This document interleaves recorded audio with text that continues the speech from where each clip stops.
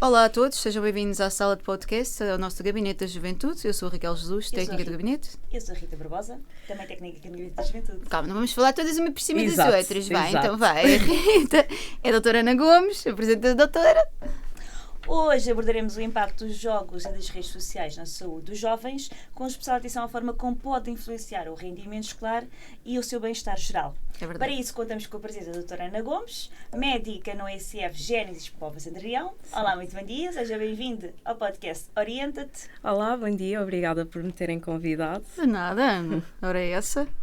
Olha, Ana, eu assisti ao teu workshop aqui nas escolas, vou falar também sobre isso, não é? Assisti aqui ao teu workshop, gostei muito do trabalho que desenvolveste ali e gostava de perguntar, considerando o tempo que os jovens passam cada vez mais diante dos ecrãs, e quando eu digo ecrãs é tudo, não é só redes sociais, porque realmente eles têm aplicações que eu desconheço. E é um facto, eles vivem muito ali naquele mundo, há coisas ali, portanto, é algo que começa a preocupar-nos a nós e que eles nem sempre têm essa consciencialização.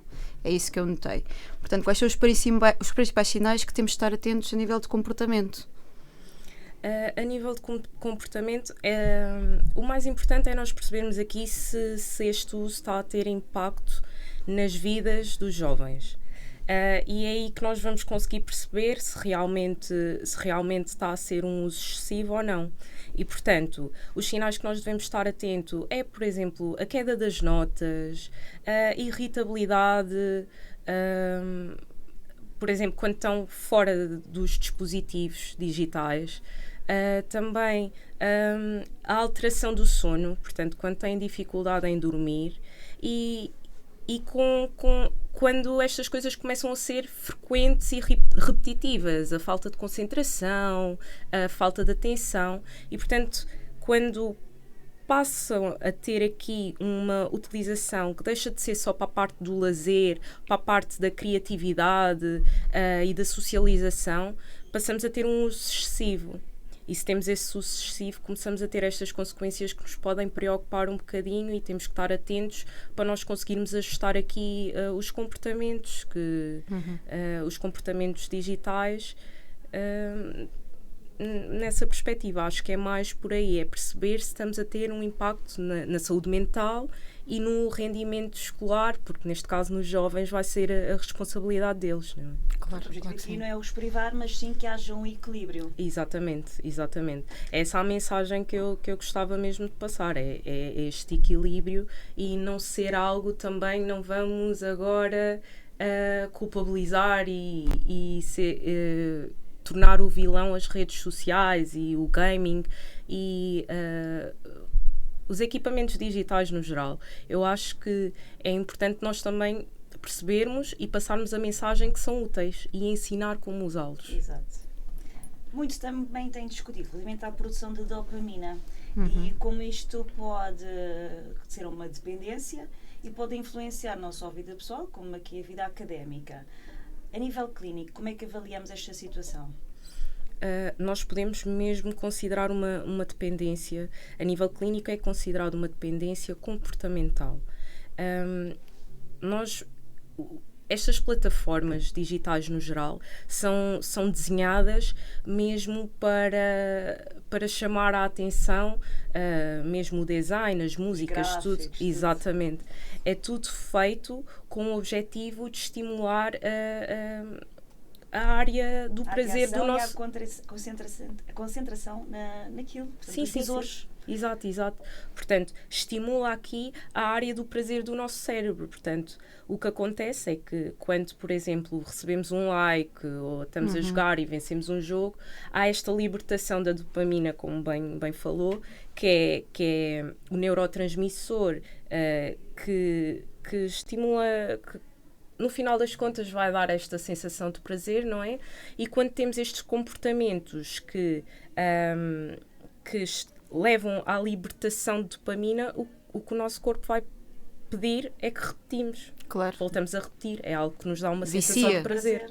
E, portanto, aqui também é importante nós termos em conta que é possível existir uma espécie de tolerância e vamos querer mais estímulos para nós conseguirmos voltar a sentir essa sensação de prazer. E, portanto, se nós temos aqui a tolerância e a necessidade de utilizar sem controlo, já podemos mesmo classificar clinicamente como uma dependência. Refugiarem nas redes sociais e nos jogos e de pôr em causa a vida social para além dos ecrãs. Exatamente. Então já está em DSM, não?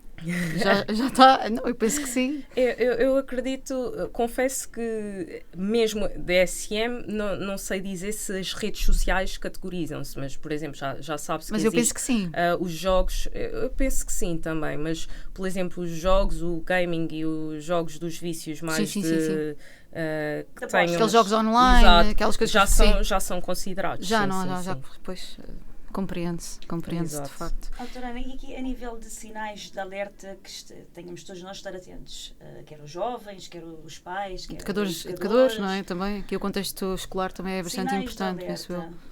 Acho que é um bocadinho o que já tínhamos falado, não era? Sim, o que já tivemos a falar, porque a questão é que é importante nós termos atenção à frequência. É isso que eu quero chamar a atenção, porque também os adolescentes às vezes estão irritados, às vezes precisam do espaço deles e a maneira como funcionam nesta altura, que as hormonas estão todas ao rubro, não é? Exato. Portanto, o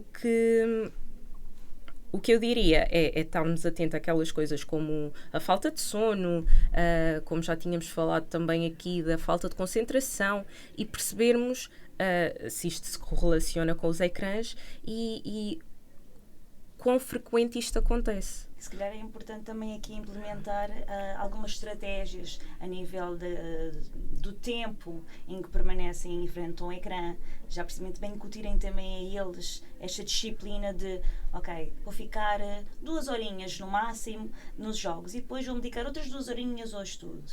E assim sucessivamente, quer a nível familiar, quer a nível social, com os amigos, ver este equilíbrio, não é?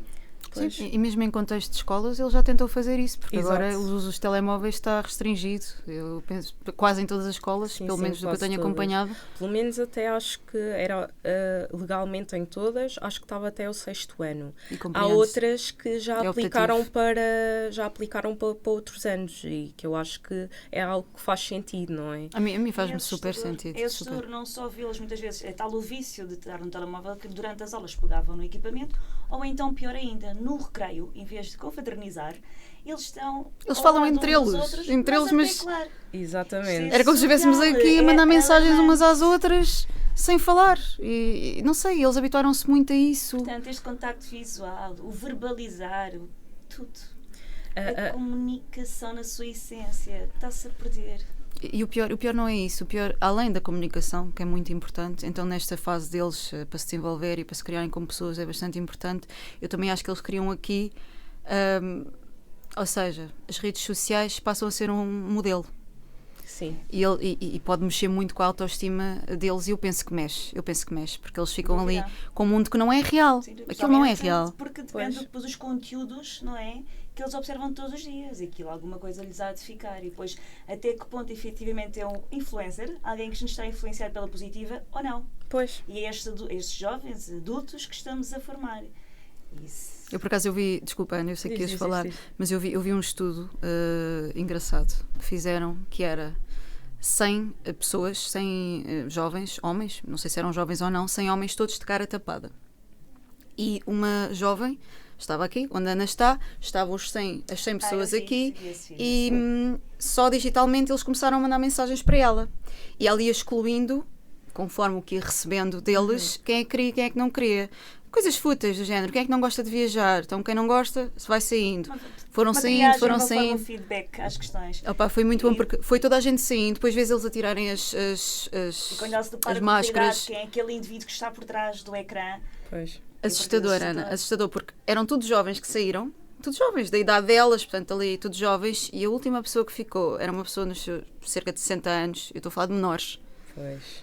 Foi uma pessoa de cerca de 60 anos que ficou, então depois era a cara delas quando se deparam com a pessoa que elas escolheram digitalmente. Vai estar os perigos. Pois. E é perigosíssimo, é perigosíssimo. É perigoso, porque depois também é importante nós percebermos que as redes as redes sociais ou nós comunicarmos de forma não presencial tem os riscos que é nós estarmos a falar com pessoas que nós não conhecemos.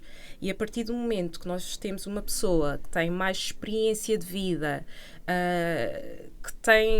que acaba por adquirir competências e consegue dar a volta a quem está do outro lado, nós temos que ter a noção que isto é muito perigoso. E atrás dos ecrãs nós somos quem quisermos ser. Exatamente. É importante que se perceba que nem tudo é cor-de-rosa, como muitas vezes aparece nas redes sociais. Sim, é muito importante. Nós nas redes sociais só mostramos aquilo que pretendemos e nem sempre corresponde à realidade.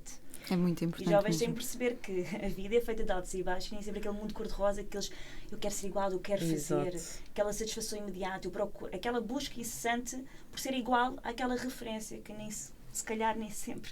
Nem sempre é o que é, porque nós também aqui estávamos a falar um bocadinho utilizando aqui a expressão, era o catfishing, mas passando aqui para as publicações e das pessoas comuns do dia a dia, o que acontece é que quando nós vamos fazer uma publicação, nós não publicamos a pior parte da nossa vida. Claro que não. Nós selecionamos o que vamos publicar, às vezes são editadas e depois vai ser sempre dos aspectos mais positivos. E o que acaba aqui por acontecer nos adolescentes e percebermos que isto realmente afeta a autoestima deles é porque nós temos uma comparação constante com prováveis representações, que nem sequer são reais, não é? Temos uma comparação constante e quando estes adolescentes, ou até nós, ou até os adultos, quando vamos fazer essa comparação, o que acontece é que nós nos sentimos insuficientes, não é? É quase o padrão que eles têm que seguir, tem que ser aquela vida idealizada, não é? Uma vida idealizada. E claro que se nós vamos comparar, a vida real não é assim. E aqui é importante nós percebermos que os adolescentes estão numa fase de vulnerabilidade. Eles estão na fase onde estão a tentar criar a sua própria identidade, não é? Exato, identidade, a sua própria imagem. E cognitivo. Sim, criarem-se como pessoas, não é? E aqui a questão é que estão a crescer, certo? Estão a criar a sua própria percepção de si. E estão-se a comparar. E estão numa fase em que a inclusão e a validação dos pares é extremamente importante. E se vão-se comparar com os pares através destas plataformas e com estas representações, eles vão construir uma autoimagem negativa deles mesmos. E questionamos onde é que está a essência daquela pessoa, quem é ele na verdade. Mas depois também não nos podemos esquecer aqui de uma coisa, é que nós vivemos antes das redes sociais. Eles não. Isto para eles faz parte deles, eles cresceram com isto. É a realidade deles. Sim. É a realidade deles. Ou seja, tu não teres redes sociais ou não interagires nas redes sociais ou não usares as redes sociais, já ficas aqui de parte. E é verdade, tu acabas por ser esta pessoa é estranha, esta pessoa não tem. Eu acho que às vezes falta precisamente este acompanhamento, quer parental e mesmo de médicos, muitas vezes, este acompanhamento para lhes dizer que, ok, isto é bom, é útil, efetivamente, é bom mas no de forma equilíbrio. Equilibrada. Exato. Mas de forma equilibrada. O que eu acho que é preciso é ter-se uma conversa aberta para nós conseguirmos fazer aqui os ajustes dos hábitos digitais. Se nós tivermos a abertura de conversar, e acho pertinente o que vocês estão a fazer com o podcast, porque faz sentido nós trazermos esses temas para as pessoas poderem perceber, não é? E começarem a ter comportamentos um bocadinho mais saudáveis, não passa por desligar completamente. Façam aqui uma reflexão sobre este assunto. Exato. Que é muito pertinente. Eu espero que sim, eu espero que nos ouçam, espero que estejam atentos a estes conselhos que a doutora Ana deu, porque realmente eles têm que começar a ter uma maior consciencialização. Eu sei que não têm, mas deveriam de começar a ter, porque a longo prazo eu penso que tem muitos impactos negativos que eles não vão querer passar. Com certeza. Sim. Portanto, não se sentirão tão agora, não é? Enquanto não, agora não. Mas depois jovens, adultos, sim. E já há muitos casos de miúdos muito novos a desenvolverem ansiedades, a desenvolverem sintomas. Era isso que eu ia dizer. Infelizmente as consequências são um bocadinho mais imediatas. Nós temos, claro que vamos ter consequências. Mas o efeito bola de neve. Sim. Não é? O impacto a longo prazo irá ser ainda maior se não se tomar medidas. Exatamente. Está, como regular a carga horária diante dos ecrãs. Exatamente. Dedicar-se efetivamente ao estudo, porque a vida académica, sim, é de facto importante. Exato. Ter uma vida social ativa fora das redes sociais Atividade também é física. importante. Está a combater o sedentarismo, porque eles depois isolam-se em casa. Porque depois, quando também começam a utilizar unicamente estas plataformas, é o que a Rita disse, aumenta aqui o sedentarismo, e depois também temos outras consequências, que às vezes falamos aqui um bocadinho mais das mentais e daqui da parte cognitiva, mas temos aqui a saúde física a ser prejudicada. Claro. Portanto, nós estamos aqui a falar do sedentarismo e muitas vezes levando à obesidade, porque se é só isto que nós fazemos, acabamos por ter aqui comportamentos pouco saudáveis, mesmo a questão postural, e também ainda podemos falar aqui da visão, não é? Pois. A quantidade de pessoas que começaram a usar óculos muito cedo por aqui o utilizo indevido de ecrãs. Sim, eu acho que isso também parte um bocadinho dos pais. Eu tenho que dizer isto, mas é verdade. Isto parte também um bocadinho dos pais e da educação que eles transmitem aos miúdos, porque A educação começa em casa. raramente eu vou a um restaurante onde não esteja uma criança com um tablet. Uma criança, eu estou a falar de bebês, nem deviam ser expostos sequer a tanta luz, a tanto estímulo, e eles estão ali e realmente eles param. Ou seja, os próprios pais muitas vezes utilizam isto como uma estratégia para os ocupar. Exato. E é preciso perceber que... Como é que era antigamente? Eles não tinham... Antigamente a minha mãe dava-me Não é a hora de comer. dava-me uma caneta e eu ficava ali a rabiscar no papel da mesa. Falando na hora da refeição, é hora de comer. É hora de comer. Sim, mas eu entendo que seja complicado, não é? Gerir aqui uma criança, então novas, eu entendo que sim. Mas e trazer se é no período de alimentar, seja no almoço ou jantar, imagina ao longo do dia enquanto os pais estão a desempenhar as tarefas em casa. Pois. Em que a criança está sozinha, em frente ao Se eles fazem isto nos restaurantes, imagina o que é que fazem em casa, não é? É aí que eu quero chegar, portanto, imagina em casa. Estão a fazer as tarefas domésticas, estão a trabalhar, estão a estudar, os pais também, adultos.